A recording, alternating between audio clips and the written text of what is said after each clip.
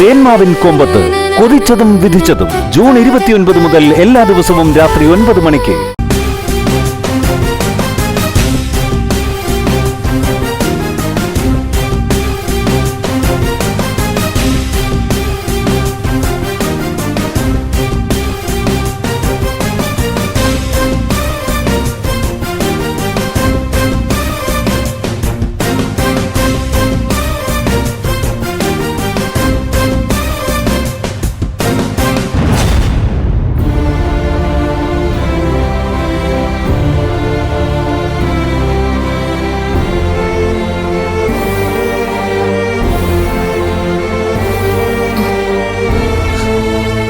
Mummy, daddy എവിടെ പോവാ?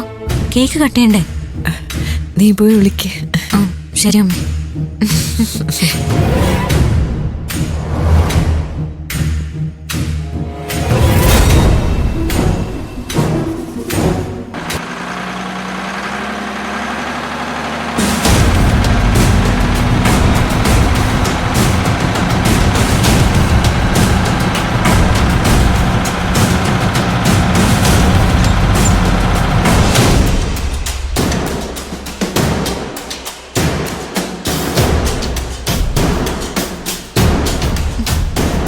Daddy എന്താ ഇങ്ങനെ ഇറങ്ങി പോകുന്നത്?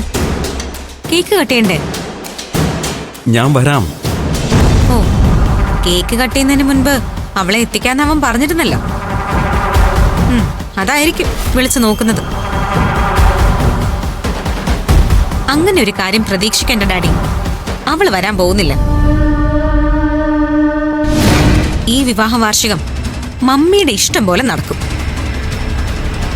ഇന്ദ്രജ, നീ പോ. എനിക്കെന്റെ മകനെ വിളിക്കേണ്ടത്. അവൻ ഏത് അവസ്ഥയിലാണെന്ന് പോലും എനിക്കറിയില്ല. അതൊന്നും മാനിക്കാതെ ഇങ്ങനൊരു ചടങ്ങിന് എന്നെ വേഷം കെട്ടിച്ച് നിർത്താൻ നിങ്ങൾക്ക് ചിലപ്പോൾ പറ്റുന്നുണ്ടായിരിക്കും. പക്ഷേ എന്റെ മനസ്സ് നിങ്ങളുടെ കൂടെ നിൽക്കില്ല.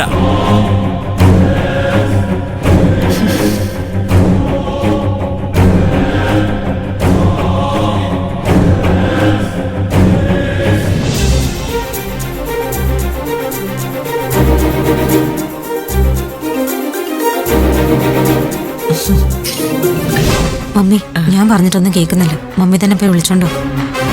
ചെല്ലു. അമ്മയോട് എന്തോ പ്ലാൻ ചെയ്യുന്നു. മൊത്തത്തിൽ കൊള്ളാൻ കേട്ടോ വിജയ്.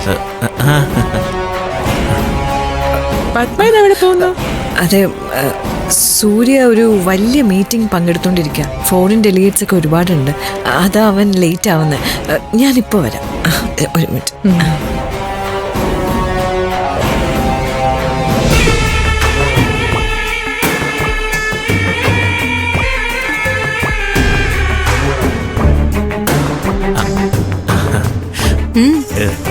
ഇന്ദ്രജയ്, ഈ സ്വിച്ച് ഇട്ടതുപോലെ ഇത്രയും നുണ എങ്ങനെ ആന്റിക്ക് പറയാൻ പറ്റുന്നേ?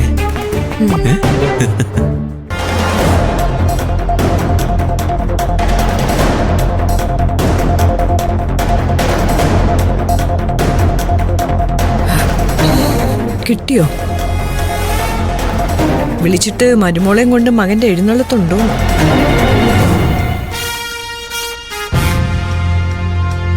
അവിടെ ആളുകൾ കാത്തിരിക്കുക. കേക്ക് കട്ട് ചെയ്യണം.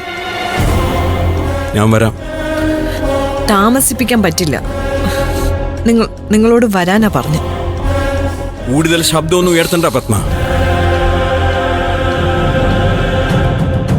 ഇത്രയും നേരം കൂടെ നിന്നിട്ട് ഈ അവസാന നിമിഷം എന്നെ ചതിക്കാൻ എന്തെങ്കിലും ഉദ്ദേശമുണ്ടോ?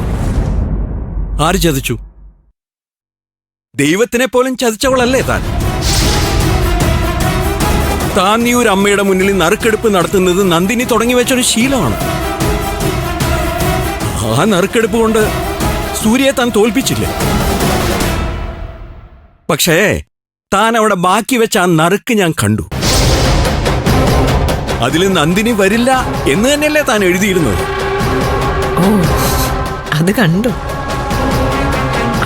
അതിനിപ്പെന്താ?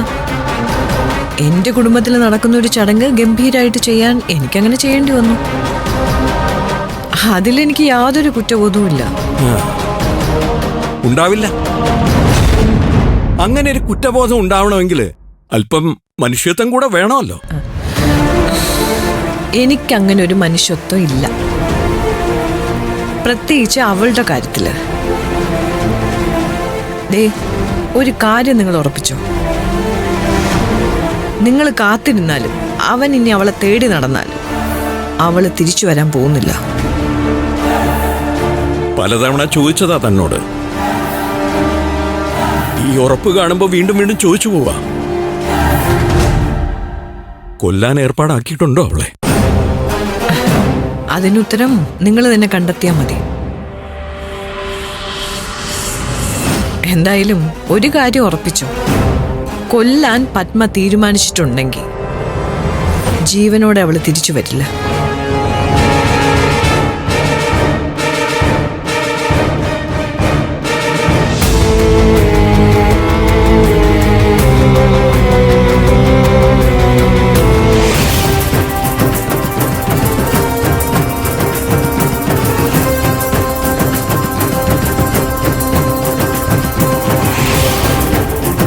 പോണോളൂ വാടാ. നിക്കടി അവിടെ നിക്കാനേ പറയാ.